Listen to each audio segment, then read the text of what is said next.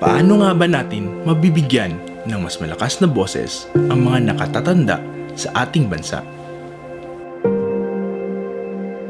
May makakasalamuha ka, may makakausap ka na madadagdagan yung kaalaman mo kahit na ba matanda ka, kailangan pa rin ng studies, kailangan pa rin matuto.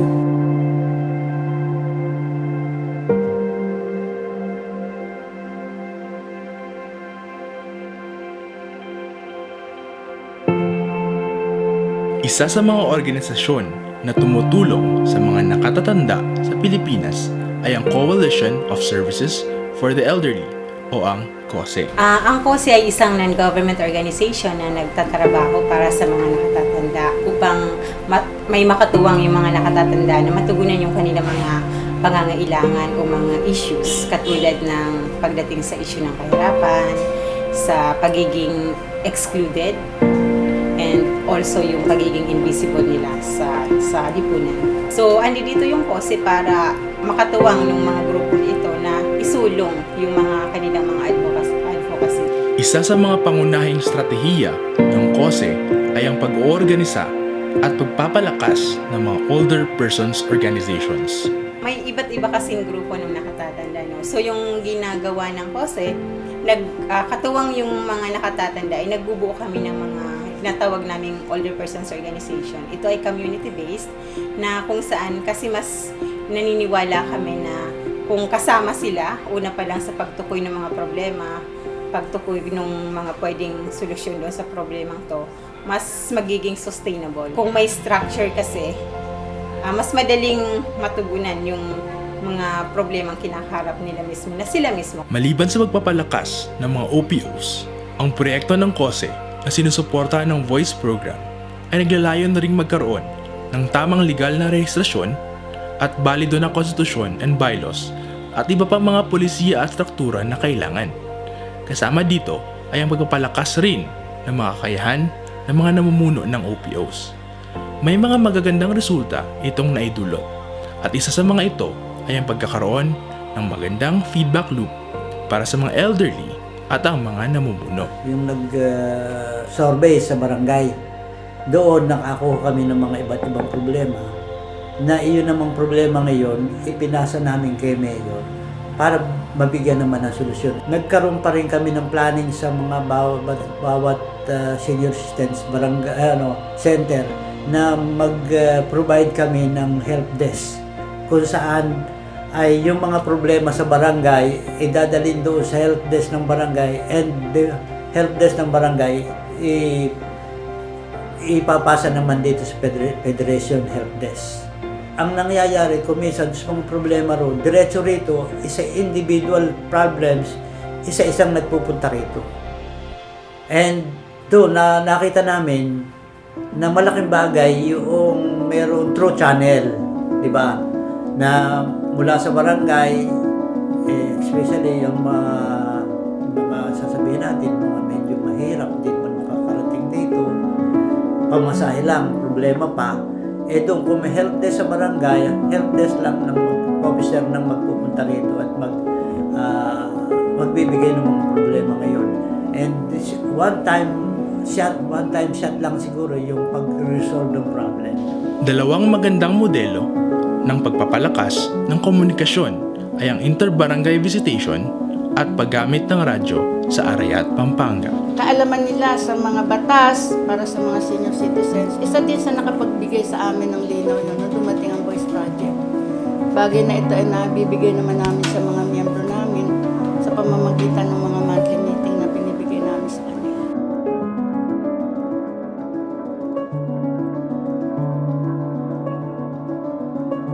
Nagpapasalamat ako sa COSE Voice Project na ngayon ay ako ay napasama sa isang programa na niminsan hindi ko inisip, niminsan hindi ko pinangarap na ako ay mapasama sa isang media katulad ng radio.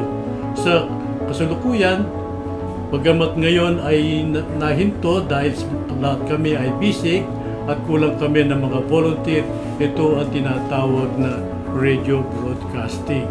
So sa pamagitan ng COSEC, Kami ay pinag-training, nagkaroon kami ng orientation sa radio broadcasting at ako ngayon ay ginawang regular host sa programa ng sa radio station ASF 91.9 Bright FM. Noong una iniisip ko, kaya ko ya ito dahil hindi ito ang linya ko. Kinakabahan pero excited. At kung mangyayari ito, hindi lang ako kaya mapapasama dahil baka ako kamali, lalo na ito live at pwede rin panuorin sa Facebook. Ito yung iniisip ko. Baka ako ay pagtawanan lang dahil hindi ako nag-aral ng journalism. Pero sa pamamagitan ng orientation na ibinigay ng KOSE, lumakas ang aking loob. Sa tulong ng KOSE at ng proyekto, nagkaroon na rin ng oportunidad ang mga nakatatanda na mismong makausap at makatrabaho ang mga lokal at nasyonal na mga opisyal. Tingnan natin ang naging karanasan ng mga taga-Hagonoy, Bulacan. Nagkaroon ka ng invitation kay Mayor na one time nga ay magkaroon kami ng kumustahan. Naging mabunga yung naging kumustahan namin kay Mayor. And at the same time, yung ibang mga barangay president na hindi naman masyadong malapit kay Mayor, naging malapit sila. Ang una namin din kasi ditong ginawa nung dumating yung Voice Project, yung paglalabi namin sa LGUs, sa mayor, saka doon sa konsihal na nakakasakop ng komite para doon sa ating mga elderly. Nilabi namin yun. At isa na din doon sa pinagtuunan namin yung pagbubuo ng OCMC, pagkakreate ng TAC, Project Advisory Committee. Isa din yung sa pinagtuunan namin doon nung dumating ang Voice Project. po ninyo? Yes, oo. Ay, nung una, para kaming, baka gagawin natin doon. Baka ano-ano lang tayo doon, mag-usyoso lang. Eh, nung mapunta ako doon, at ba na, ano ba yung naramdaman ko? Iba. At least, parang I'm doing something for the others, for the seniors, Tapos nung maupo nga kami, tapos na-meet namin yung mga senador. Ang iba ang feeling, para bang, yung angat ka na kahit pa paano pala may magagawa ko kung talagang gagawin mo, kung talagang susuporta ka. Ay, masaya. Masaya. In fairness, masaya ako doon. Kasi unang-una, na-share ko doon yung mga experience namin bilang Pangulo ng Senior. Yun nga, yung kahirapan ng pagpapaliwanag tungkol sa social pension, pagpapaliwanag doon sa mandatory PhilHealth. Ang ipinaglaban natin doon para maisakatuparan sana at maisabatas yung ating bill sa Universal Social Pension.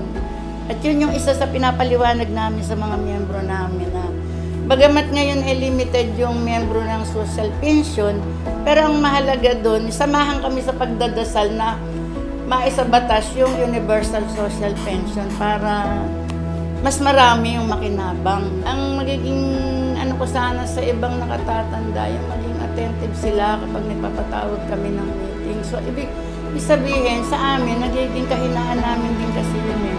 Yung halimbawa, nagpatawag kami ng mga meeting. Iba talaga, hindi sila interesadong umattend, lalo na kung wala ka namang ibibigay. Parang yun yung nasa ng mindset nila eh. Yung pag nagpatawag kami ng meeting, may ibibigay ka. Bagay na mahalaga sana sa kanila para sila mabigyan namin ng sapat na impormasyon doon sa mga pangailangan nilang dapat alam nila.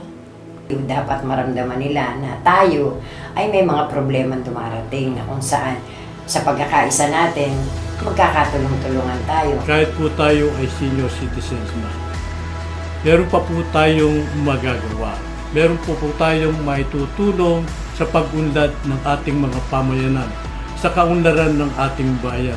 Usually kasi yung tingin natin sa mga nakatatanda ay parang mas burden ng ating society. Pero tingnan natin silang resource. Marami pa silang pwedeng may contribute sa development ng ating community at in general ng ating lipunan. So, i-maximize natin yung potentials na mayroon ng mga nakatatanda, yung kanilang experience para mas mapaunlad yung buhay ng mga nakatatanda. Kasi lahat tayo papunta doon, lahat tayo tatanda. Sa karanasang ito, pinapakita lamang na ang nakatatanda ay may kakayahang magsalita, boses na dapat marinig at pangangailangan na dapat tugunan. Sila ay bigyan ng pagkakataon upang makamit ang totoong kahulugan ng pag-ahon mula sa kanilang sitwasyon.